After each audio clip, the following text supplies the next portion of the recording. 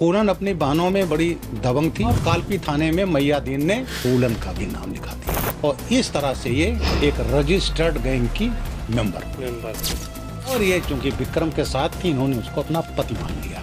बाबू गुजर दुष्चरित्र था। विक्रम मल्लाह के नामौजूदगी में रेप करता था फूलन के साथ। लाला राम श्री राम ने प्लान किया और एक ने मार दिया विक्रम को। अब इसके बाद इन्होंने कि अब गैंग लीडर हूँ। पीहड़ में कुसमा ने अनंगा किया, रेप हुआ गैंग में, गैंग ने किया। अब बेहमई कांड की बात आती है। नमस्कार, मैं हूँ सीमाब नकवी और आप देख रहे हैं भारत समाचार।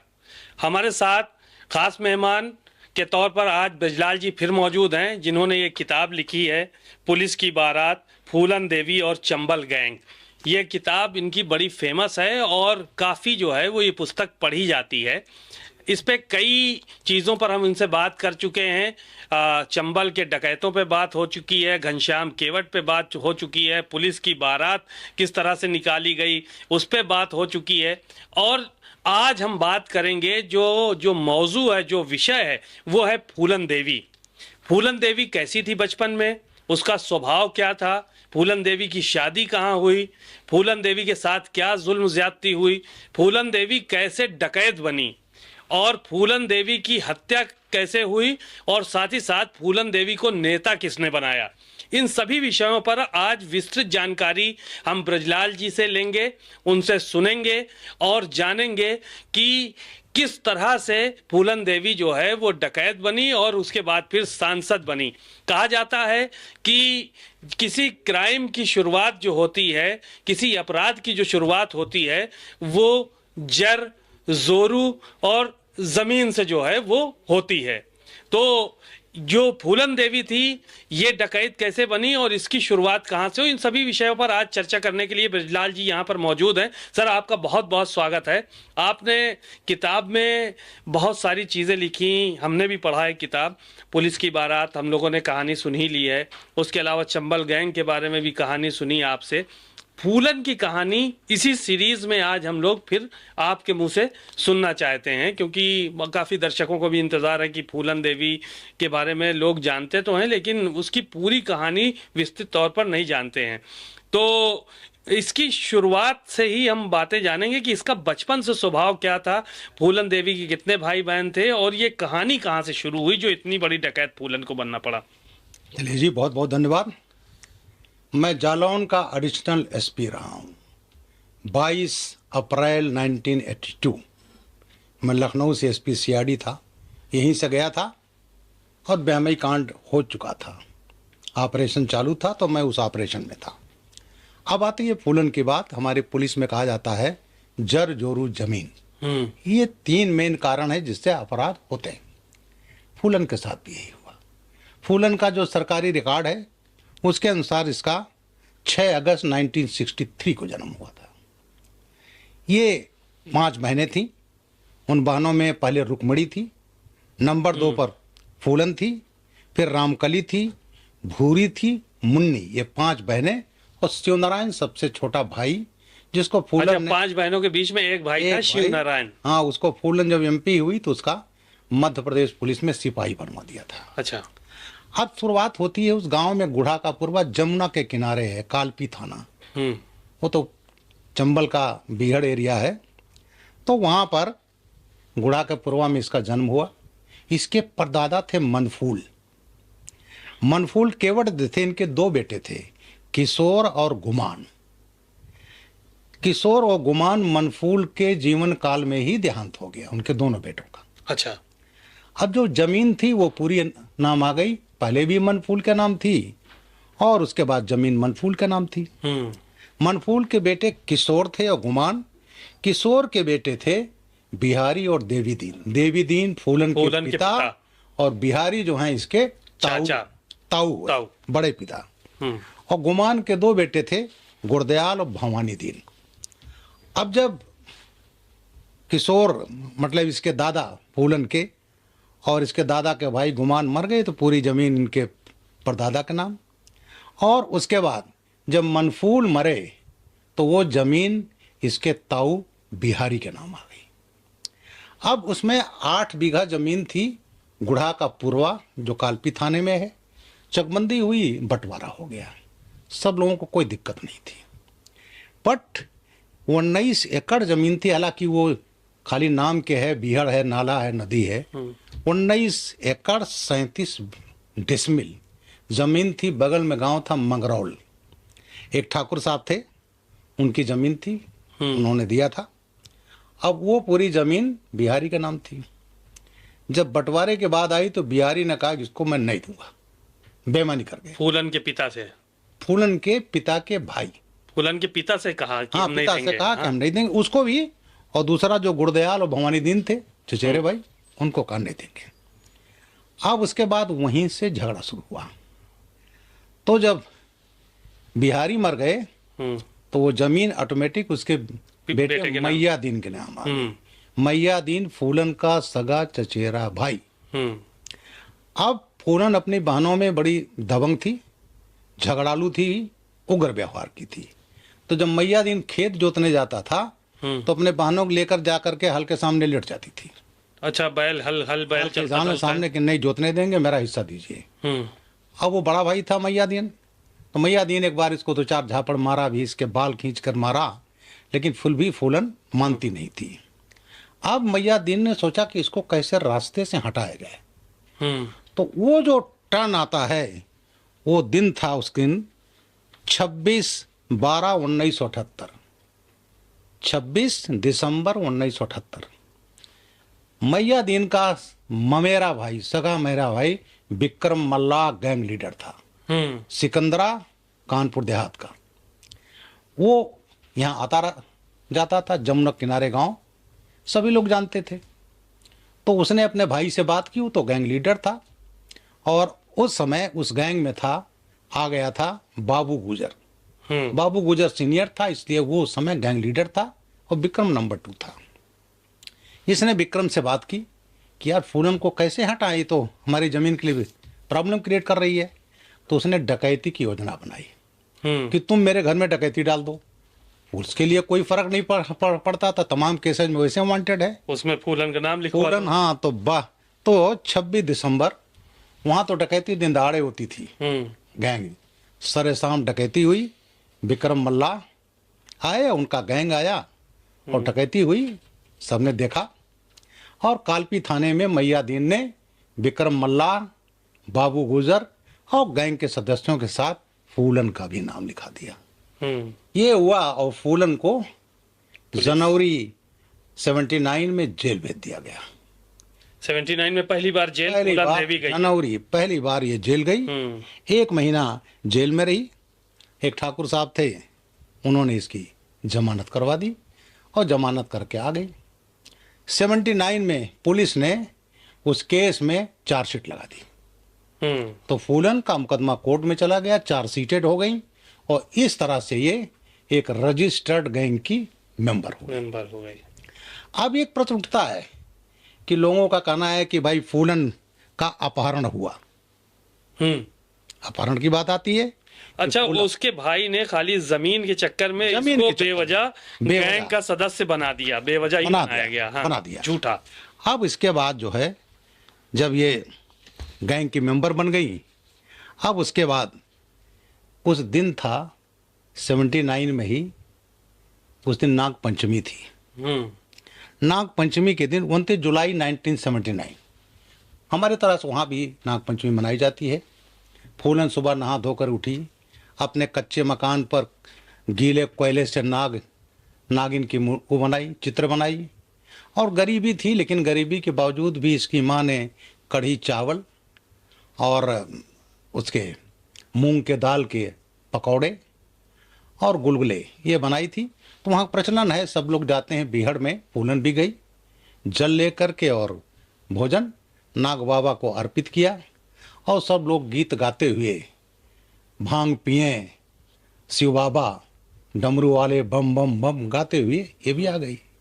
और इसने भी भगवान से वर मांगा, आशीर्वाद मांगा, और वो आशीर्वाद फूलन के लिए उस दिन ऐसा बना कि वो डकैत बन गई। अब ये आ गई, घर पर आ गई। नाग पंचमी का दिन, गांव में खुशहाली का माहौल, सपेरे वाले बीन बजाते हुए मन डोले तेरा तन डोले हैं। दूसरा फागुन का वो गीत, कोई परदेसी मेरा दिल ले गया, जाते जाते जाते मीठा मीठा गम दे गया। तो सपेरे अपना वहाँ बीन बजाते हुए गांव में आए। फूलन ने भी उनको अपना घर में जो था अनाज उसको दिया और ये सब हुआ। और वहाँ शाम को जल्दी लोग खाना खा लेते हैं गांव में, और वैसे भी बिहार का एरिया था, तो खाना वाना खा करके ये लोग सोने की तैयारी कर ही रहे थे कि शाम 7 बजे बाबू गुजर और विक्रम मल्ला ये आ गए। 29 जुलाई 1979। तो क्या पहले से संपर्क में आए थे कि वो अपहरण करने ही आए थे खाली? ऐसा था, फूलन की शादी हुई थी पुत्तीलाल से। उस समय पुत्तीलाल 30-32 साल का था, कानपुर देहात में। फूलन थी 13-14 साल की। इसकी शादी कर दी गई। झगड़ालू भी थी, इसके माँ बाप ने सोचा इसकी शादी कर दो, जाए इससे बवाल खत्म। लेकिन वो शादी, इसके साथ अत्याचार हुआ, इसके साथ वहाँ, अब उसको कहेंगे मैरिटल बलात्कार ही कहेंगे, चूंकि नाबालिग थी और अपना मजदूर की तरह से काम लेना, ये भाग आई। परिवार ने सोचा, जो परिवार की मान्यताएं होती हैं उसके दोबारा भेजा, लेकिन ये रुकी नहीं, आ गई।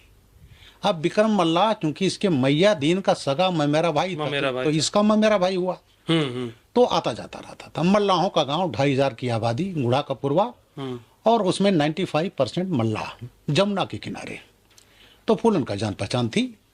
वहां पर लोगों ने का कहना है कि फूलन विक्रम के नजदीक आ गई। अब इसकी चर्चा होती थी, एक तो मेरा भाई रिश्ते में, इसके नजदीक मल्लाहों में सब में चर्चा थी कि फूलन का संबंध विक्रम मल्ला से हो गया है। तो मैंने फूलन की माँ से बात किया, जब मैं पुस्तक लिख रहा था, मेरी रिसर्च बुक है, तो मैंने वहाँ के एक डीएसपी कहा, मैं जा करके मुझसे बात कराइए। तो उसकी माँ मूला देवी ने बताया कि शाम 7 बजे का समय था, गैंग आ गए।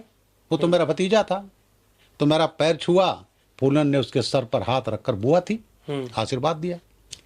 उसके बाद फूलन घर में थी, ये घर में गया, फूलन का हाथ पकड़ा और लेकर चला गया और अपने बुआ से कहा कि फूलन मेरी है, मैं ले जा रहा हूँ, मैं बागी हूँ, जहाँ जाना जा करके बिना संकोच मेरे खिलाफ रिपोर्ट कर देना। फूलन ने कोई रजिस्टर नहीं किया, पहले से संपर्क में थी और वो उसके साथ चली जाती है। तो ये संपर्क में कब आई फूलन? एफआईआर होने के बाद आई कि पहले? एफआईआर होने के बाद। एफआईआर होने के बाद आई? गैंग तो आता जाता रहता, तो मल्लाहों गांव था, उनका केंद्र था एक। उसके बाद ये गई कालपी थाने में, इनका मुकदमा नहीं लिखा गया, और जो इंस्पेक्टर थे उन्होंने कहा भाई विक्रम मल्ला, तेरी बेटी तू मल्ला, ले गया, खत्म बात हो गई। इस तरह से फूलन की गैंग में एंट्री होती है। और ये चूंकि विक्रम के साथ थी, इन्होंने उसको अपना पति मान लिया। अब वहां जो एक करेक्टर था वो था बाबू गुजर। बाबू गुजर सीनियर था। बाबू गुजर सीनियर था, 6 फुट लंबा था, पहलवान था, और जितने चंबल के गैंग हुए कभी न कभी मलखान गैंग में जरूर रहे हैं। IS 41 गैंग का कोड था, तो मलखान गैंग में भी रहा। और एक बार ये मलखान की राइफल लेकर भाग आया था और विक्रम से आकर के मिलकर गैंग बना लिए थे बाबू गुर्जर। तो उससे मलखान नाखुश हुआ और मलखान इसके गांव गया, पालन, बिठौली थाना है, मैं तो SSP रहा हूँ इटावा का भी, वहाँ गया ये, और वो भी ईयर था 1979। और वहाँ कहा कि इसने, बाबू गुजर ने मेरी राइफल उठा ली और करके मेरे गैंग को छोड़कर चला गया।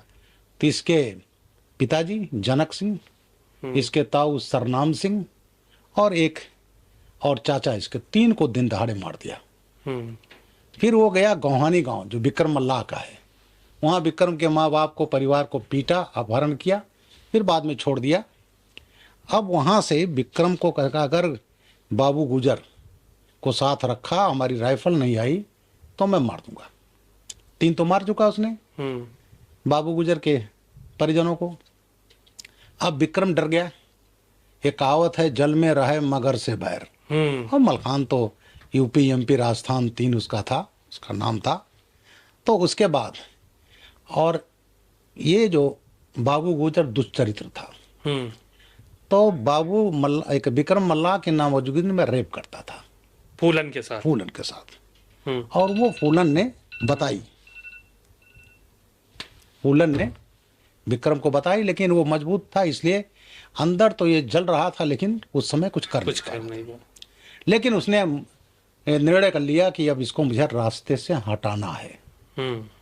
तो उसके बाद 1979 में मई का महीना, औरैया थाना जिला आजकल है, बाता पानी खानपुर गांव के बगल में, और वहां पर गैंग ये कैंप कर रहा था। और विक्रम ने सोते समय लोगों ने दारू खूब पिया। ये बहुत दारू पीता था बाबू गुजर। मीट बना, चावल बना, रोटी बना, खूब दारू पिए गया। बाबू गुजर ने खूब पिया, और जब ये बेहोश सो गया तो विक्रम मल्लाह ने उसको गोली मार दी। बाबू गुजर को 79 में। तो बाबू गुजर मारा गया। फूलन बड़ी खुश हुई। अब चूंकि ये नंबर 2 थे, ये बन गए नंबर 1 हो गए। और उसमें जो है उसी समय गैंग में एंट्री होती है लाला राम सिर्राम, ये ठाकुर थे ये दोनों। हाँ, ये विक्रम के साथ शामिल हुए गैंग में। विक्रम के साथ पहले भी थे, जेल में गए थे, जमानत पा गए। अब इनके साथ एक महिला थी, कुसुमा नाइन। हाँ, वो भी बहुत तेज महिला बहुत तेज, आजकल जेल में आजम कारावास की सजा भुगत रही। टिकरी थाना कुठौत, मैं उस गांव में भी गया हूँ। तो वो आ गई। वो लाला राम सिर्राम में बड़ा भाई थे सिर्राम की, वो साथ रहती थी उसके। अब गैंग में आ गए। अब गैंग चल रहा था। अब वहाँ एक होने लगा लाला राम सिर्राम को कि ये छोटी जाति का और मैं बड़ा जाति का। और दो महिलाओं में फूलन भी गुस्सैल थी, तो फूलन में कुसुमा में झगड़े होते रहते थे। तो ये सब चलता रहा। उसके बाद लाला राम सिर्राम ने इसको रास्ते से हटाने का मन बना लिया, विक्रम को। और विक्रम को उस समय, वो भी विक्रम मल्लाह, ये 1979 की बात है, हैं? ये भी रात में थे, रुके हुए थे। 12/13/8/1980, 79 नहीं, 80 की बात है।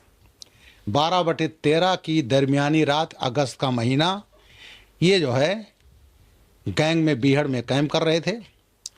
लाला राम सिर्राम ने प्लान किया, और विक्रम के बाद उसका फूफा लगता था बारेलाल मल्लाह। तो ये दोनों ने प्लान करके दोनों संतरी बन गए, संतरी ड्यूटी पे लग गए ये दोनों रात में, क्योंकि हमेशा डबल संतरी लगता था। तो लाला राम सिर्राम दोनों भाई ये लग गए संतरी ड्यूटी पर। और जब गए, और एक ने बारेलाल को गोली मार दी और एक ने मार दिया विक्रम को। मैंने जो विक्रम के तीसरे पति हुए मान सिंह यादव, मैंने उससे, जब मैं डायरेक्टर पुलिस अकेडमी था मुरादाबाद, तो मैंने उसको बुला करके जुलाई 2012 में करीब 8 घंटे बात किया। तो मैंने कहा फूलन ने क्या बताया? तो गैंग जब कहीं कैंप करता है, चूंकि पत्नी थे, तो ये थोड़े दूर आकर के लेटे थे। तो उसने कहा, फूलन ने उसको बताया कि जब गोली की आवाज़ चली और इसकी आँख खुली तो देखा लाला राम खड़ा है और मेरे हस्बैंड को गोली मार दिया। उधर गोली का आवाज़ आई, बारेलाल मार दी गई। अब इसके बाद इन्होंने कि अब गैंग लीडर हम, और उसके बाद इन्होंने कुसुमा नाइन, वो बड़ी दुष्ट थी इस मामले में, तो उसकी गुस्सा भी था। इन्होंने फूलन को पकड़ लिया और बाकी लोगों से कहा जिसको साथ मेरे साथ आना हो आइए। इस तरह गैंग दो फाड़ हो गया, और गैंग का रूप ले लिया सवर्ण जाति, बैकवर्ड और दलित जाति। तो वहीं से बहमई कांड की नींव पड़ती है। फूलन को ले गए और कुसुमा ने उसको बीहड़ में नेकेट किया। अच्छा, हाँ, ये जो फिल्मों में दिखाया जाता है बहमई गांव में, वो नहीं है। बीहड़ में कुसुमा ने अनंगा किया, रेप हुआ गैंग में, गैंग ने किया, गैंग ने रेप किया। अब उसके बाद 7-8 दिन रखे, ये किसी काम को तो थी नहीं उनके लिए। उसके बाद छोड़ दिए। बीहड़ में भटकती रही, और भटकती भटकती इसकी माँ मूला देवी और इसके मामा वो ले गए बाबा मुस्तकीम के पास। बाबा मुस्तकीम का बड़ा सम्मान था, और बाबा मुस्तकीम के बारे थे कि उनको कुछ ईश्वरीय शक्ति भी प्राप्त है, और बहुत बड़ा मैनेजर था, हथियार लाना, ये करना, प्लान करना। अच्छा। तो जितने मलखान के बाद सबसे ज्यादा सम्मान बाबा मुस्तकीम का था। वो गुलौली कालपी का रहने वाला था जालौन का। तो ये दोनों ले गए, इसकी माँ और इसके मामा की, बाबा इसको रख लो नहीं तो ठाकुर लोग मार देंगे। इस तरह से मुस्किम गैंग में आई, और मुस्किम गैंग में था मान सिंह यादव, 13 कालपी का रहने वाला था। ये भी गांव में उसके विवाद में, जमीन के विवाद में अपने रिश्तेदारों को ही मार करके गैंग लीडर बना था। और फिर इसने मुस्किम ने कहा भाई तू रख ले। हम्म। तो इस तरह से ये विक्रम के उसके मान सिंह के संपर्क मान में आई। सिंह, विक्रम के बाद फिर मान सिंह के मान सिंह के, और फिर जो गैंग पुलिस ने रजिस्टर किया वो था फूलन मान Singh gang, code number IR 76, inter range 76 इस पुलिस कोड पर रिकॉर्ड हुआ। बाद में मान सिंह मुस्किम से अलग हो गया और अपना गैंग बनाया। तो जब मैं जालौन में था 82 में एडिशनल SP जालौन, जी। तब यह गैंग IR 76 था और इस गैंग से हमारी भी मुठभेड़ हुई थी। आपकी कहाँ पे हुई मुठभेड़ इस गैंग में? ये रामपुरा के बीहड़ में। उस दिन क्या हुआ कि ये लोग कैंप कर रहे थे, हम लोगों को सूचना मिली, गए, फायर हुआ और उसके बाद जो मुझे मान सिंह ने बताया कि साहब मैं उस दिन बच गया। हम कहा कैसे बच गए? कहा साहब फूलन बना रही रोटी, में बना रहा था अंडा। हम ढलान पर थे बीहड़ के, पहाड़ी जैसा, ऊपर से फायर आता है और हमारी तवा जो है आसमान में उड़ गया। अच्छा। हाँ, पुलिस की गोली लगी थी नॉट 3 की। तो इसने कहा फूलन मरे।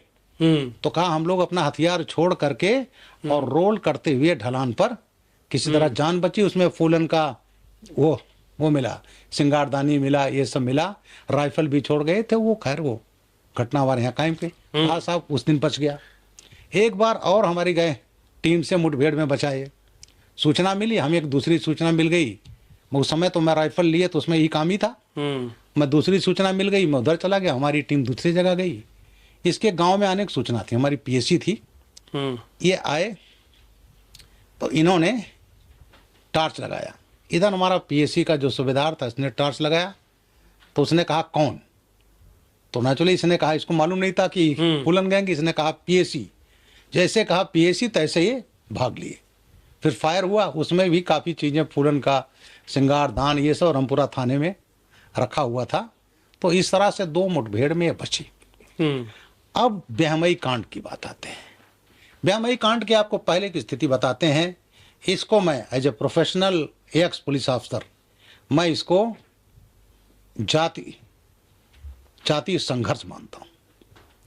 तो जब ये उसमें जो ब्याहमई की नींव पड़ी वो बारेलाल और विक्रम मल्लाह की हत्या, उसके बाद जो गैंग उसमें तमाम हुई, राम अवतार मल्लाह, रघुनाथ मल्लाह, बलवान गडरिया, बाबा मुस्किम। तो इन लोगों ने कहा कि लाला राम सरराम से बदला लेना है। मान सिंह ने।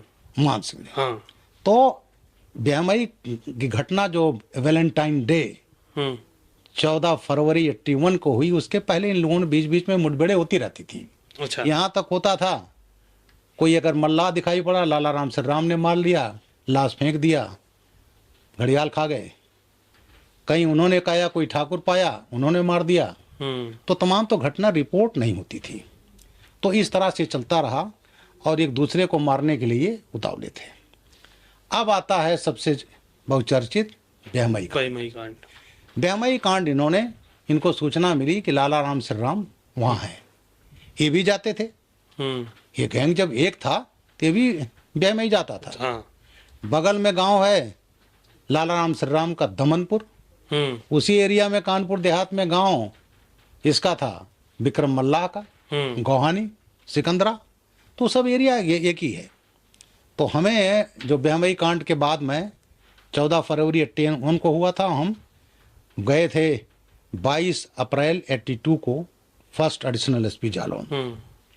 ब्याहमई हो चुका था, ऑपरेशन चला और ब्याहमई होता है 14 फरवरी 81 को और 4 मार्च 81 को बाबा मुस्किम मार दिया गया। कैसे मारा गया? उसने देखा कि बीहड़ तो बहुत हाट हो गया, अब कहीं हम चले कि कुछ दिन उसमें रहें। तो ये बॉम्बे जाना चाहता था। तो एक गांव है दस्तमपुर, जहाँ दस्तमपुर कांड हुआ जिस पर BP सिंह ने इस्तीफा दिया था। तो ये जा रहे, इसके भाई की ससुराल थी। तो ये मुस्किम और इसका एक साथी दोनों वहाँ गए, साइकिल से जा रहे थे, झोले में हथियार था। वहाँ एक दरोगा जी और 2 सिपाही वहाँ उसमें थे। और उसके बाद उन्होंने पुलिस को देखे तो रास्ता बदल लिए। खैर जब चेक किया तो देखा उसमें रिवॉल्वर थे, हथियार थे, पकड़े गए। गांव दस्तमपुर वाले आ गए। अच्छा, दरोगा जी को नहीं मालूम था मुस्किम है गैंग लीडर। तो दस्तमपुर में यादव जी लोग थे, अरे ये तो मुस्किम है। जब ये बात हुई तब तक वो सातिर था। इसने राइफल जो है झटकी और भागने का प्रयास किया और उसके बाद मुठभेड़ हुई, दोनों मुस्तकीम और उसका साथी दोनों मारे गए। और वो जड़ रही दस्तमपुर कांड की। तो बहरहाल बेहमई की मैं दोबारा आता हूं। तो 14 फरवरी 81 का दिन था। दिन के करीब 11-12 बज रहे थे। जमुना से नाव से ये गैंग आया। मान सिंह गैंग, मान सिंह, फूलन था, बलवान गडरिया था, राम अवतार मल्ला, रघुनाथ मल्ला, बैकवर्ड एलिमेंट्स ये आए। आ गए। बेहमई के लोग डरे नहीं, क्योंकि आते रहते थे लोग। आ करके फूलन हमेशा लाउड हेलर रखती थी, ऐलान कोई भागेगा नहीं, हम किसी को मारने नहीं आए हैं करने। बहरहाल चप्पे चप्पे लग गए। पुरुषों को इकट्ठा करके तकबीर सिंह का कुआं था, वहां ला करके सबको एकत्रित किया गया। फिर बोले चलो इन लोगों को। तो एक बुजुर्ग थे गांव के, तुलसी राम सिंह। उन्होंने कहा भाई आप लोग तो पुराने परिचित हो, अरे जो बात करना हो यहीं कर लो। तो उन्होंने कहा नहीं, बाहर करेंगे। तो एक राजेंद्र थे, शिव बालक सिंह थे, वो दोनों नए लड़के थे, क्योंकि सभी परिचित थे। तो उन्होंने कहा कि भाई नहीं यही बात करो। जिद करने लगे तो इन्होंने उनकी पिटाई की। फिर मजबूरी में ये लोग लाए गए गांव के बाहर, चूंकि डस्टी रोड है, बगल में जमुना है, ऊंची नीची जमीन। ये ऊंचे गैंग खड़ा हो गया, उन लोगों को नीचे एक लाइन में खड़ा किया गया। और फिर वही सवाल, लाला राम से राम कब आए, कौन खाना देता है। उन्होंने कहा साहब तो आप तो सब जानते हो, आप भी उसी गैंग में थे। और करते करते एकाएक गैंग ने फायर करना शुरू कर दिया। जब फायर हुआ, ऊंचाई पर थे, गोलियां जा रही थीं छेद करके नीचे, तो गोलियों का धुआं, बारूद और उसके अलावा जो बालू उड़ रहा था, बिल्कुल अंधेरा छा गया। उसका चश्मदीद गवाह था जंटर सिंह। मैंने लिखा है बेहमई की कहानी, इसमें जिक्र किया आपने। जंटर, बेहमई की कहानी, जंटर की जुबानी। ये जंटर को मैं जब डीजी सिविल डिफेंस था तो मैंने बुलाया। आप देखें, इसको गोली यहाँ लगी है और पीठ के पीछे से निकल गई है। तो जंटर सिंह तो भूतभोगी थे। जंटर उस समय 12वीं पढ़ रहे थे, तैयारी कर रहे थे। फरवरी की गुनगुनी धूप, गेहूं के खेत मेड़ पर बैठे हुए पढ़ रहे थे, लुंगी और बनियान पहने। गैंग आ गया, इकट्ठा किया। तो इसने बताया कि तो चश्मदीद कि साहब मैं भी लाइन भी था, फायरिंग करना शुरू कर दिया। अच्छा, ये लाइन में था जंटर सिंह? हाँ, बिल्कुल बिल्कुल। और उसके बाद गैंग ने कहा चलो। तो बोला साहब मैंने देखा इसके बाह पर छर्रे थे 12 बोर के। तो कहा मैं तो जिंदा था, बाह में तो साहब गोली लगी थी, वो भी छर्रे थे। तो कहा इन्होंने जब करीब 5 मिनट हो गया कि पदचाप सुनाई पड़ी कि जमुना की तरफ जा रहे हैं। तो कहा मैं तो जिंदा था। तो इसने सर उठाया, जैसे देखा तो देखा मान सिंह खड़ा है, पोसा मल्ला खड़ा है, विश्वनाथ पुतानी, 3 लोग खड़े। उन्होंने कहा तो जिंदा है? तो साहब मैं तो जिंदा था ही। तो आए और मान सिंह ने इसके सीने पर अपनी राइफल लगा करके फायर। आप देखेंगे इसके गोली इसके आर पार हो गई। ये फोटो है, एक पीठ पर दिखाई पड़ रहा है। हाँ, ये पूरा निशान बना हुआ है। निशान बना, ये पार हो गई, ये बेहोश हो गया। ये यहाँ मेडिकल कॉलेज लखनऊ में रहा, 2.5 साल एडमिट रहा और ये बच गया जंटर। कुछ लोग इंजर्ड हुए। कहा उसके बाद मैं बेहोश हो गया, पुरुष था नहीं, भाग गए जो। बाकी तो यहाँ 21 मारे गए थे। उसमें 19 तो ठाकुर थे और एक मुस्लिम, एक बैकवर्ड, एक जाटो। तो ये कहाँ से लपेटे में आ गए? ये लपेटे में आ गए। ये तुलसी राम सिंह का मकान बन रहा था, बेचारे मजदूर थे। अच्छा, इनको भी तो ठाकुरे समझ के मारा? ठाकुर से एक कुशवाहा, एक मुसलमान और ये तो 21 में 3 ये। तो मैंने एक आर्टिकल लिखा था कभी 2020 में लिखा था। घटना हुई थी, 37 मुलजिम थे और 37 मुलजिम में 32 तो पुलिस मुठभेड़ों में सब में मारे गए। बचे थे 5 और 5 का उस समय तक जजमेंट नहीं हुआ था। 41 साल बीत गए। वो भी आपने लगाया है इसमें? लगा हुआ है आर्टिकल, मैंने देखा। आर्टिकल लिखा मैंने। वो हिंदुस्तान में छपा था और उसी दिन छपा था। मैंने कहा वो दिन था प्यार मोहब्बत का दिन, वैलेंटाइन डे, 14 फरवरी 1981, जिस दिन 19 महिलाएं विधवा हो गई थी। तो उस दिन ये घटना हुई। अब ये सब लाए गए यहाँ कानपुर हॉस्पिटल, उर्सला।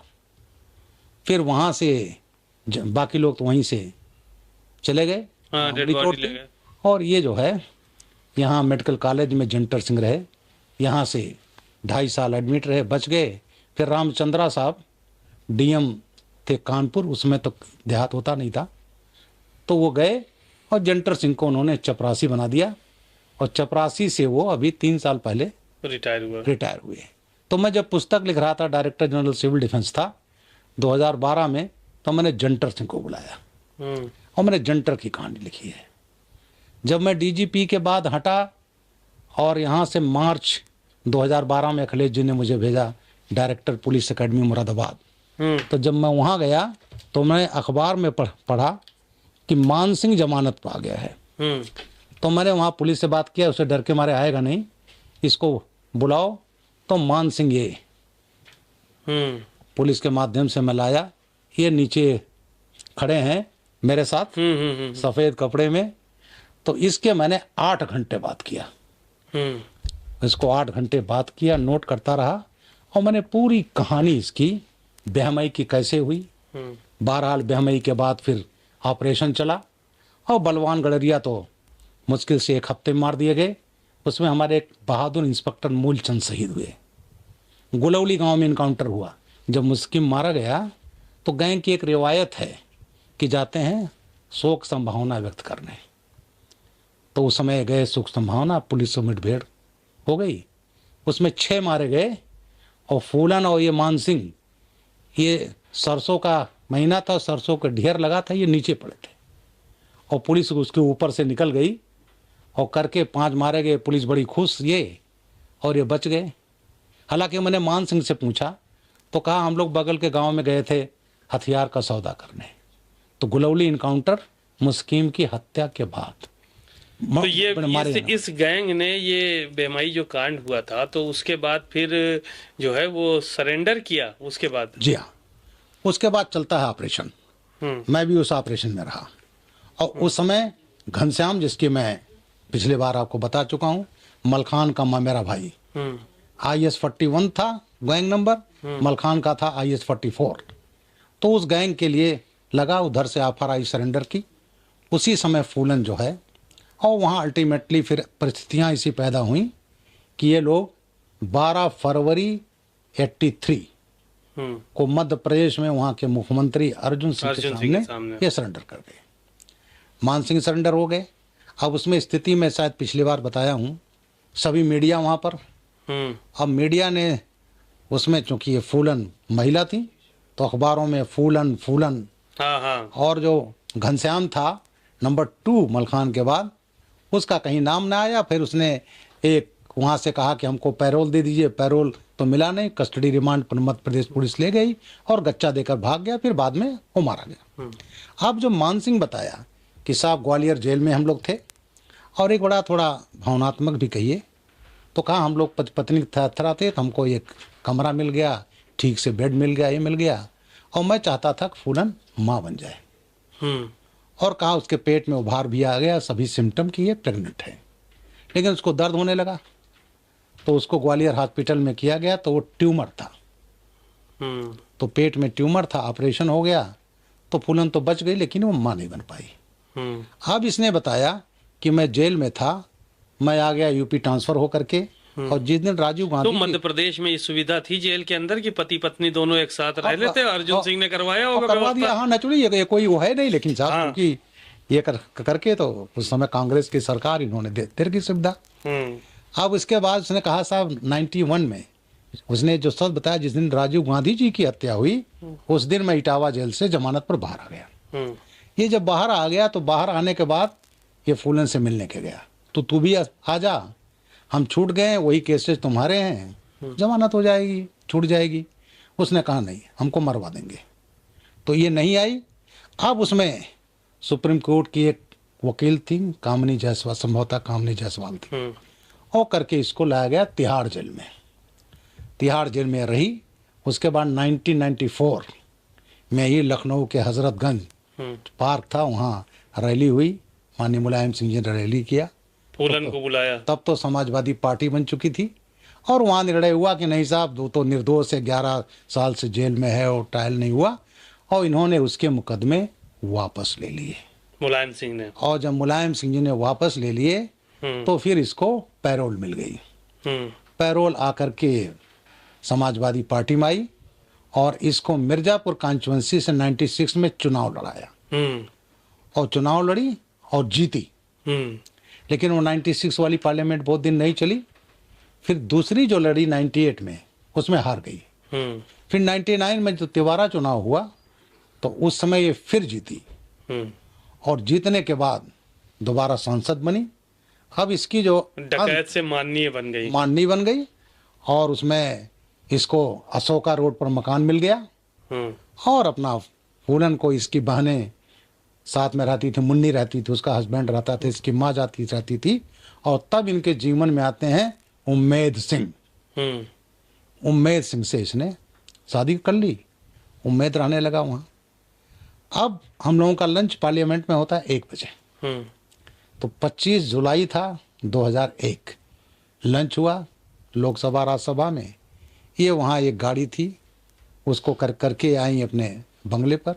जब ये उतर रही थी और बालेंदु था गनर इसका, उसके बाद 2 लड़के मंकी कैप पहने आए, गोली चलाई, बालेंदु घायल हुआ और फूलन की हत्या कर दी गई। वो हत्या किया था बाद में शेर सिंह राणा, क्योंकि शेर सिंह राणा मैंने एक अलग इस पुस्तक में लिखा है, एक पूरा चैप्टर लिखा है। शेर सिंह राणा हरिद्वार का रहने वाला था। उसने क्यों मारा? यही बेमई कांड की वजह से ऐसा हुआ। मैंने शेर सिंह राणा को तो मैंने बात नहीं किया, लेकिन दिल्ली के पुलिस कमिश्नर भीमसेन बस्सी मेरे बैचमेट थे, तो मैंने कहा भाई उसके इंट्रोगेशन रिपोर्ट हमको भेज दो पूरा। तो दिल्ली पुलिस ने मुझे, तो जो उसका इंट्रोगेशन है वो हरिद्वार में पढ़ रहा था, खुददार टाइप का आदमी था। तो इसके साथी लोग इसको करते थे, बड़ा ठाकुर बना फिर रहा है, एक फूलन तुम लोगों से मारी नहीं गई जिसने इतने ठाकुरों को मार दिया। तो इसको गुस्सा आ गया। फिर एक वहाँ मल्लाह लेडी थी और उसका हस्बैंड विजय, ये दोनों फूलन से मिलने आया करते थे हरिद्वार से। इसने एक साजिश के तहत राणा ने उनसे दोस्ती की, वो भी फूलन से मिलने आने लगा।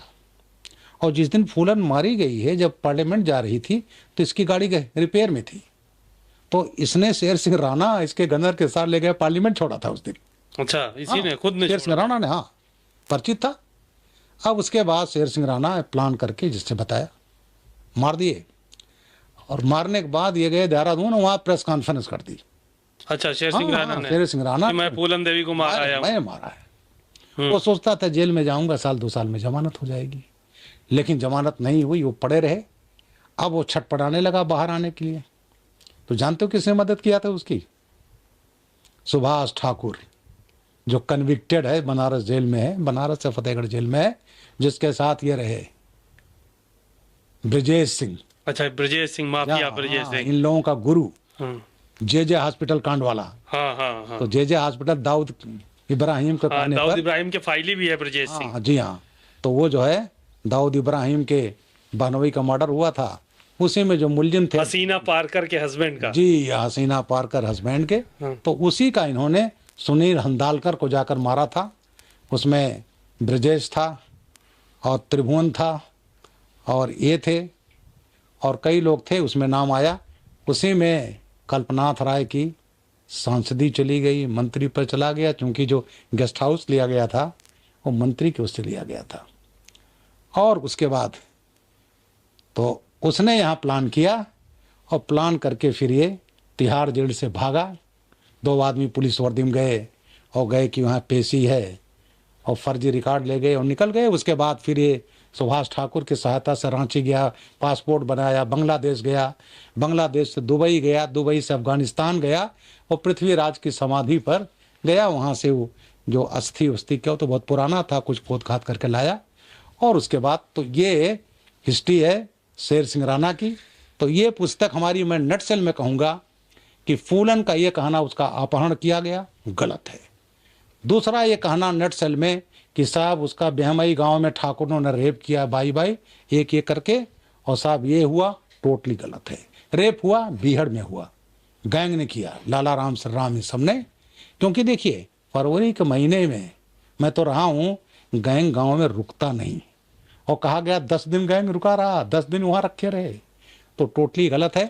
तो फूलन ने झूठ बोला ये बाद में? ना, फूलन दूसरा वो भी झूठ बोला, दूसरा हमको जंटर ने बताया जंटर ने कि साहब जब लाशें पड़ी हैं घर पर तो मीडिया, पूरा देश का मीडिया, विदेश का मीडिया पहुंच गया। बोले कोई पत्रकार गए, महिलाओं की लाश पड़ी है और कह रहे हैं अच्छा क्या आपके हस्बैंड ने रेप किया था, क्या था घटना। उस पर एक महिला ने, जिसके हस्बैंड की लाश पड़ी है, उसने चप्पल से पिटाई कर दी पत्रकार की। मीडिया का। तो उसका कहना था ये कई कारण थे, उसको इस तरह से दिखाया गया।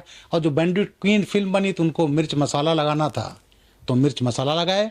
तो इसलिए जो कहा गया अपहरण हुआ वो गलत है।